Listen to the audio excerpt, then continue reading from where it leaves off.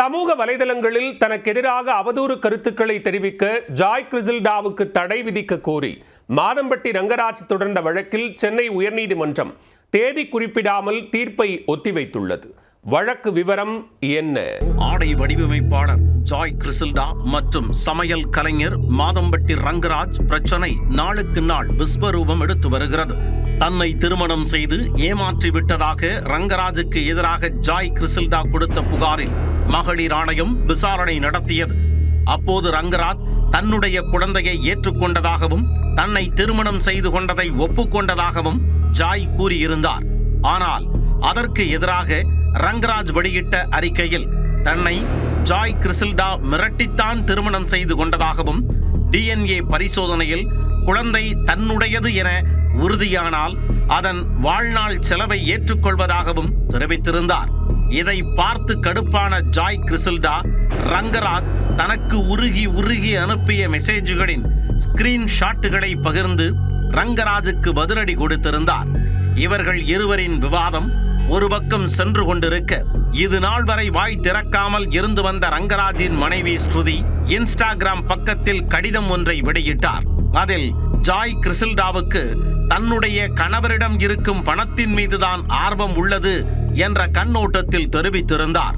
இந்த நிலையில் தனக்கு எதிராக அவதூறு கருத்துக்கள் தெரிவிக்க ஜாய் கிறிசல்டாவுக்கு தடை விதிக்க கோரியும் சமூக வலைத்தளங்களில் உள்ள வீடியோக்களை நீக்க கோரியும் சென்னை உயர்நீதிமன்றத்தில் மாதம்பட்டி ரங்கராஜ் மனு தாக்கல் செய்திருந்தார்.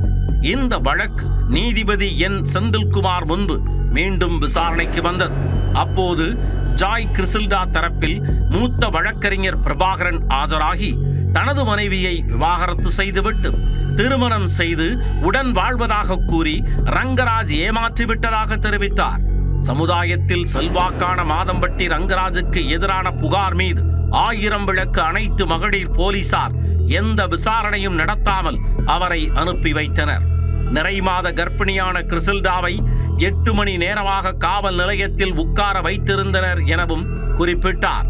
ரங்கராஜ் மீது நடவடிக்கை எடுக்கும்படி மகளிர் ஆணையம் உத்தரவிட்டும் காவல்துறை எந்த நடவடிக்கையும் எடுக்கவில்லை என்றும் தன்னுடைய போனில் இருந்த புகைப்பட ஆதாரங்களை ரங்கராஜ் அழித்து விட்டார் என்றும் கிறிசல்டா தரப்பில் வாதம் முன்வைக்கப்பட்டது. மாதம்பட்டி ரங்கராஜ் தரப்பில் ஆஜரான வழக்கறிஞர் விஜயன் சுப்பிரமணியன் ஜாய் கிறிசல்டாவுக்கு பிறந்த குழந்தைக்கு DNA பரிசோதனை மேற்கொள்ள வேண்டுமென்றும் DNA பரிசோதனையில் தந்தை என்று தெரிய வந்தால் குழந்தையை கவனிக்கும் பொறுப்பை வாழ்நாள் முழுவதும் ஏற்க மாதம்பட்டி ரங்கராஜ் தயாராக இருப்பதாகவும் தெரிவித்தார். மேலும் தன்னுடைய நற்பெயரை பாதிக்கும் வகையில் சமூக வலைத்தளங்களில் அவதூறான கருத்துக்களை ஜாய் வெளியிட்டுள்ளதாகவும் தற்பொழுது சமூக வலைத்தளங்களில் தன்னை பற்றியும் ஜாய் கிறிசல்டா குறித்தும் மோசமான வகையில் வீடியோக்களை பரப்பி யூடியூப் சேனல்கள் அதை பணமாக்கி வருகின்றன என்றும் ரங்கராஜ் தரப்பில் குற்றம் சாட்டப்பட்டது. யூடியூப் சேனல்கள் தங்களை பற்றி அவதூறான வீடியோக்களை வெளியிட தடை விதிக்க வேண்டும் என கோரப்பட்டது. இருதரப்பு வாதங்களையும் கேட்ட நீதிபதி வழக்கில் எழுத்துப்பூர்வமான வாதங்களை வரும் 14ஆம் தேதி தாக்கல் செய்ய இரு தரப்பிற்கும் உத்தரவிட்டு வழக்கின் தீர்ப்பை தேதி குறிப்பிடாமல் தள்ளி வைத்து உத்தரவிட்டார்.